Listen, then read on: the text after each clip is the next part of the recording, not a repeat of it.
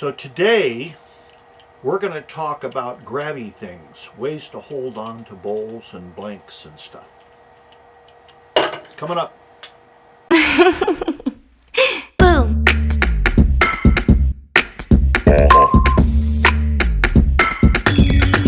Mm-hmm.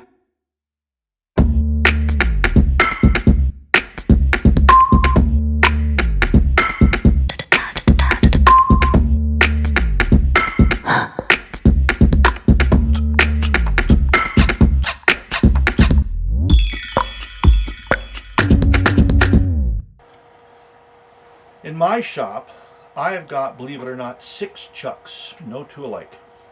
I've got my favorite, my go-to one is a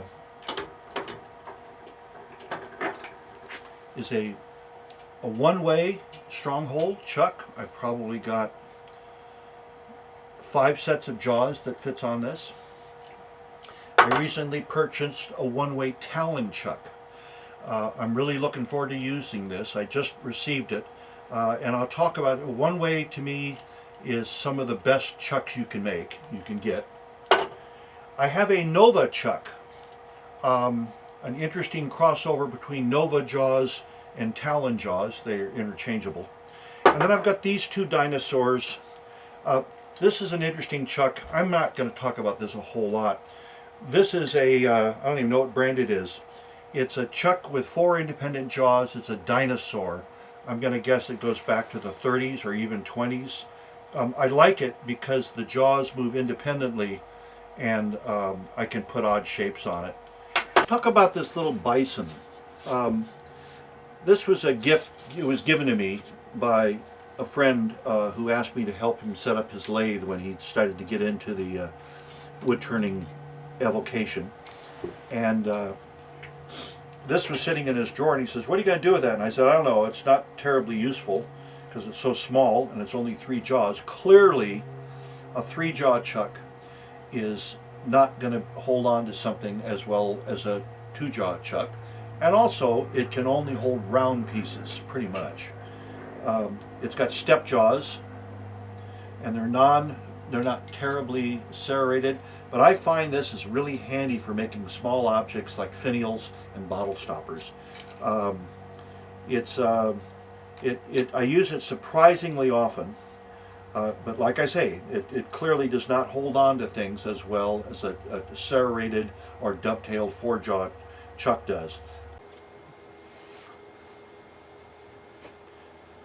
So let's talk about one of the most critical parts of wood turning, and that's jaws. It's important to understand what jaws you're using and how they function best. For example, this is a dovetailed jaw. It's got a smooth, it's non-serrated in there. The good news about this, if it's properly fit, it will hold just fine. It will not hold as well as one that's got serrations in here. But you notice it does have a dovetail angle. So if this is properly fitted, and we'll talk about that in a minute, if it's properly fitted, it will really hold well. I have probably 15 sets of jaws, maybe 20. Let's go over some of the types. This is a smooth dovetail jaw. Here is a serrated jaw. It's slightly dovetailed, but mostly it depends on these serrations in here to hold on to the bowl. It will leave an uglier tenon when you're done, but it holds on really, really well. And I want you to notice, if you were to use a mortise mount, they've given you a little lip here, and if you shape your mortise inset recess to account for that little hard lip, this will hold reasonably well. Here are some small, I think these are just called bottlenose jaws. Really, really small. They only have 1 screw. The other screw is just omitted. These are good for holding onto a pencil, holding onto a little dowel. It's good for an interior mount if you're doing a hollow form and you want to expand jaws into an opening. I've used those for that on occasion. Here is a type of a jaw that is really popular, and I find it extremely useful. It's what's called a tower jaw. It's a combination. Here is a dovetail section for a typical tenon, but you can also choose to stick something further, a tenon further up into the jaws, and use the serrated section here. Now this section here is smaller than that is, so there's a lot to be said for this type of a mount. It's very secure, and these tower jaws are very, very useful. Here's another set that I use very, very commonly. It's an even taller tower jaw, serrations here, dovetail there, and there's actually a little section down here for a straight walled tenon. These are step jaws. You'd think they were really, really useful. There are four very minor dovetailed, three very minor dovetailed jaws. There's no provision for a mortise mount at all. These are handy for holding on to square stock and rough turn stock. I use them occasionally, but I almost only use the upper step on this of the step jaws. Here is a good old-fashioned one-way serrated, straight-walled jaw. It holds like crazy, but it leaves an ugly aftermath. In my chuck is a larger, smooth dovetail. This would be used for very, very large pieces. I also have a three-jaw chuck. This is my bison. We talked about this before. It holds only round stock. It's not very useful for rough turning at all. Pause.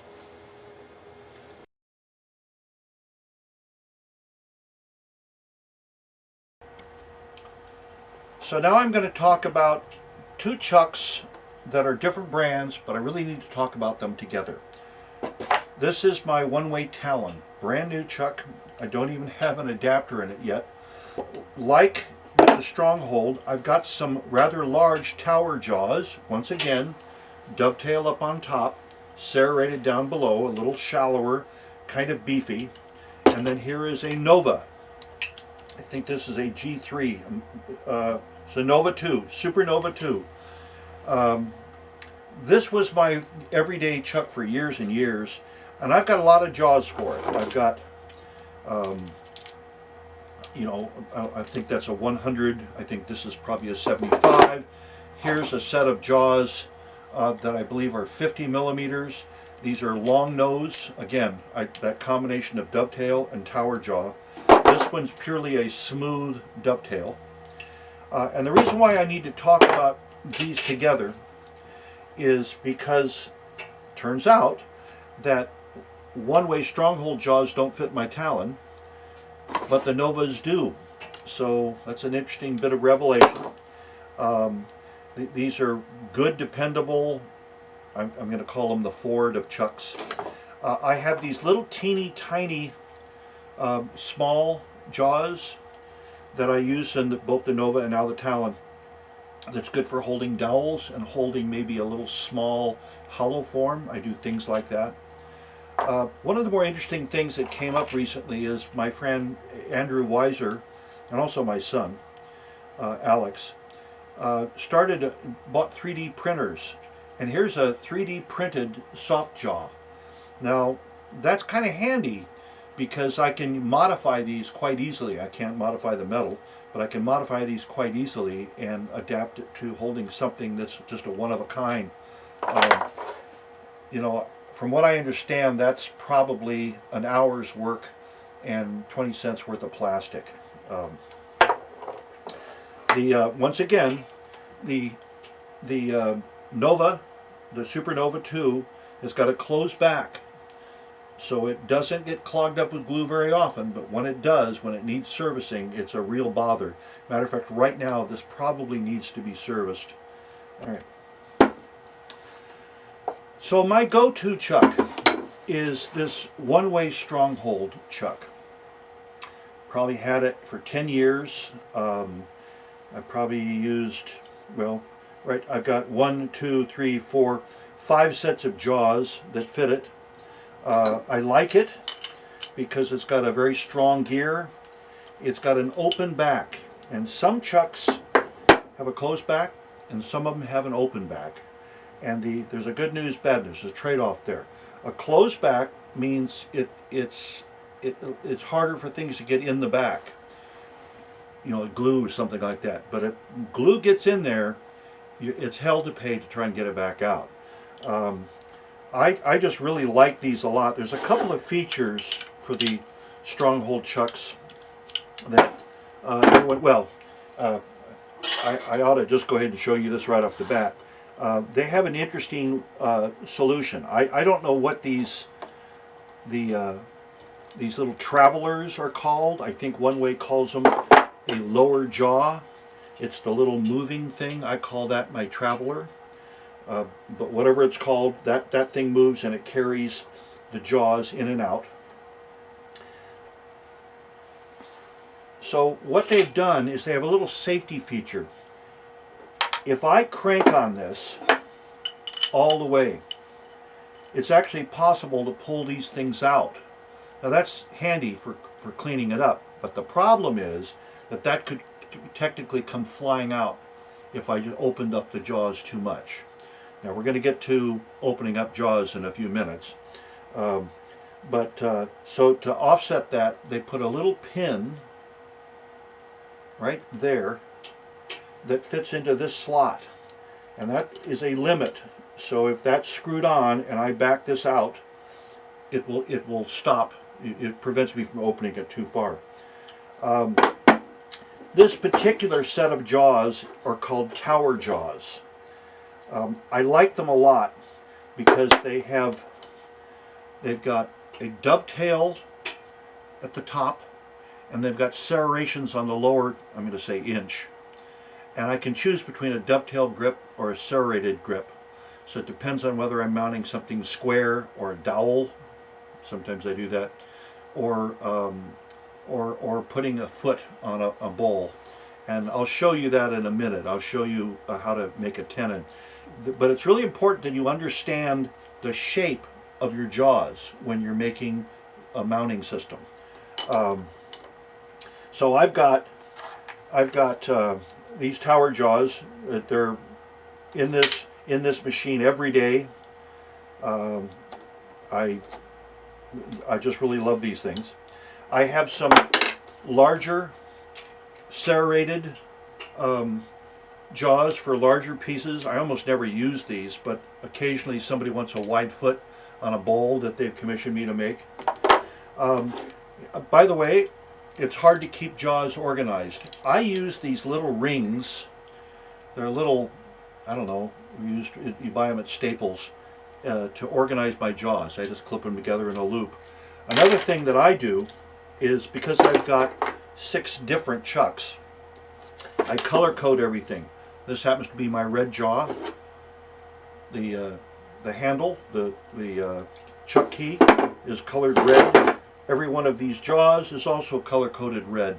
Now I know it sounds crazy, but when you have as many chucks and jaws as I have, it saves time. The other thing, of course, I have that fit into the Stronghold chuck are soft jaws. The soft jaws, by the way, have that same little limit pin in it. Don't forget that. I know it sounds nutty, but I probably had this set of jaws, these soft jaws, for years, 4 or 5 years, before I realized that little pin was there and they were mounting a little crooked. And then I have a shop-made jaws, and I do a lot of this. I made some cork jaws that are really, really handy for non-invasive gripping on things. Like sometimes I'll make a bottle stopper and I'm not happy with the shape, or I'll make a wand for a kid and I'm not happy with the shape, and this is a non-invasive way to grip it. And I made these myself. It's just a piece of oak with some very dense cork, and we'll talk about that in greater detail.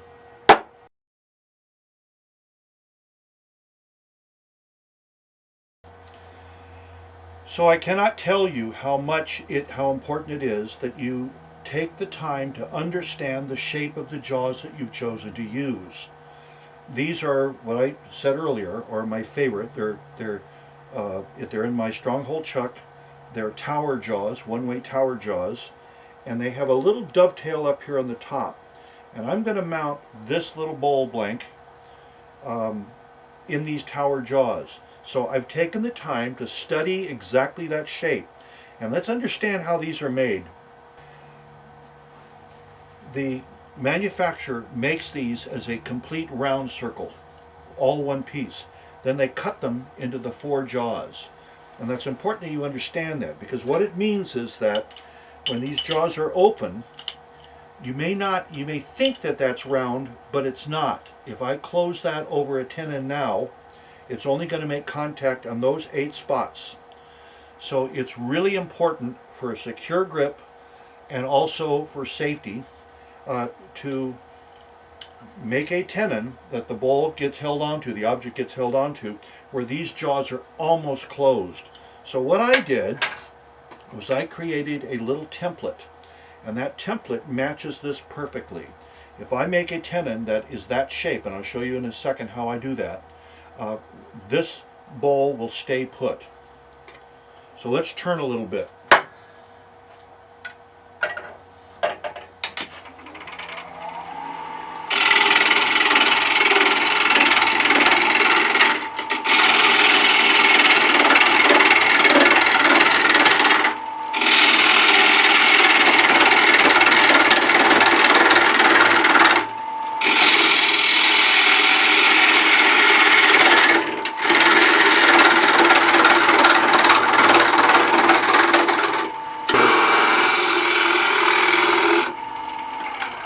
Okay, so the objective here is to be able to take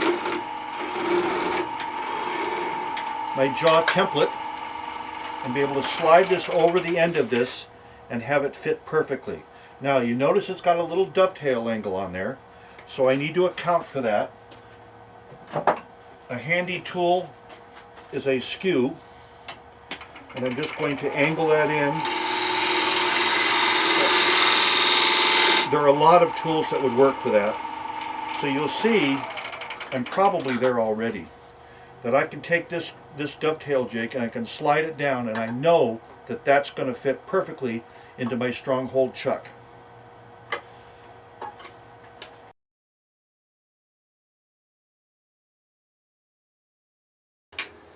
They would take the bowl blank bowl that's mounted on a faceplate off the lathe, back the screws off, mount the chuck on the lathe, and then mount the bowl.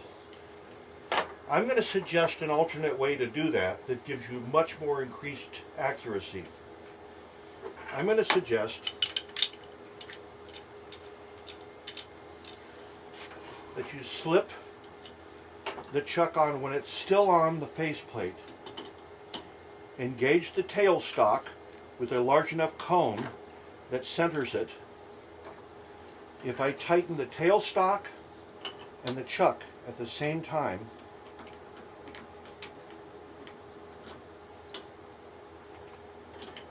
that is perfectly aligned with my bowl blank. Perfect. And that is a better way to what I call turning my bowl around. I'd like to point out that my jaws are almost perfectly, completely closed, and they still have a firm grip onto that. That is a perfectly sized tenon. Alright, so now look at what we got. We have a perfectly mounted, completely safe bowl chuck, a bowl blank. I think at this point I would probably have the outside pretty much done, that I can carve out the inside, and look how that tracks true. And that's good advice, folks.